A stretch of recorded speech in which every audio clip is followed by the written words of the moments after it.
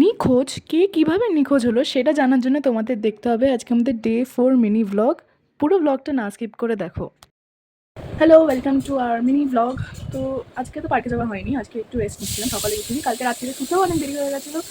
তার উপর দাদাও টায়ার্ড ছিল, তো আর পার্কে যাইনি। তো আজকে পার্কে গিয়ে ওই জন্য ব্লগটা শুরু করলাম। আজকে হচ্ছে বৃহস্পতিবার, তো আমাদের বাড়িতে প্রত্যেক বৃহস্পতিবার যেহেতু লক্ষ্মীবার, তাই জন্যে পুজো হয় লক্ষ্মী ঠাকুরের। সব ঠাকুরকে মালা পরানো হয়, মানে যা হয় সেটা দেখাচ্ছি তোমাদেরকে ফর দ্য ফার্স্ট টাইম। তারপর সকাল সকাল ওই গ্রিন টি খেতে খেতে মা পাপার সাথে একটু গল্প করছিলাম, নিয়ে পাম্প চালিয়ে দিলাম।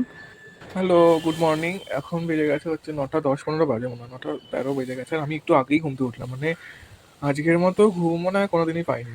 কি যে ঘুম যে পাচ্ছিল আজকে। তখনই একবার ওই গ্রিন টি খেয়ে হলো না, আবার আমি কফি খাচ্ছি টিভি দেখতে দেখতে।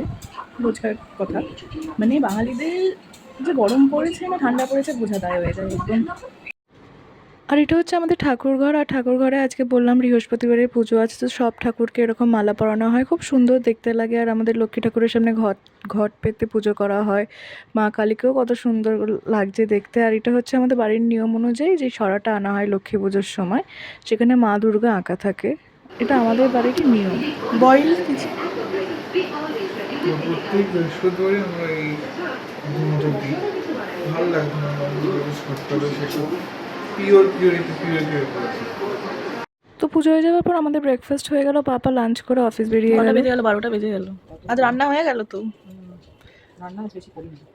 কিরকম গরমটা লাগছে বলো? খুব গরম, খুব খুব খাওয়া দাওয়ার কোনো ইচ্ছা নেই।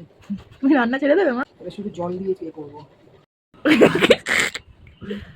কিরকম লাগছে আমাকে আজকে। আমি কিন্তু আজকে বাড়িতে আছি, আজকে কিন্তু আমি যাইনি কোথাও। কিন্তু আমি একটু আমার বাড়িতে না থেকে এমন অবস্থা, বাইরে থাকতে বেশিক্ষণ ভালো লাগে না, খুব গরম লাগে। অফিসে গেলে তো একটু ঠান্ডা পাই বাবা, কিন্তু এখানে পারছি না। ভালো হচ্ছে এসি চালিয়ে দিই খালি, কিন্তু এসি চালাতে বিল উঠে যাবে বেশি। আর পয়সাটা কে দেবে পয়সাটা? কি করছিস এখন? একটু কাজ করছি অফিসে? যেটা আমি বলতে পারবো না। Very much secret. এই দূর হতো তুই ইন্ডিয়ার বাবা, কাজ। আচ্ছা বিকালে একটু বেরো। আমি একটু ভাবছি আমার না যত গরম বাড়ে মানে এক্সারসাইজ তত বাড়ানো হচ্ছে, কারণ ঘামটা বেশি হয় শরীরে, আমার সঙ্গে অ্যাবস হয়ে যাবো তখন। সেজন্য আমি পার্কে যাবো। তারপর চান করে উঠে আমি জিলিয়ান ফ্লিনের গন গার্ল বুকটা পড়ছিলাম। আমার বুক কালেকশন একবার তোমাদেরকে দেখাবো। তারপর তো লাঞ্চ করে নিয়েছি, আজকে ঘি ভাতও ছিল, সাথে আরও টুকটাক তরকারিও ছিল, বাট আমার ঘি ভাতটা খুব পছন্দ। ভাতের সাথে আচার জেলি মেশানো, এটা বলতে গেলে হেভি লাগে এটা খেতে। টক আমের আচার, গরমকালে আচার টকের ডাল খেতে তো খুবই ভালো লাগে। বাড়িতে বানানো দেখে বোঝা যাচ্ছে বাড়িতে বানানো এটা।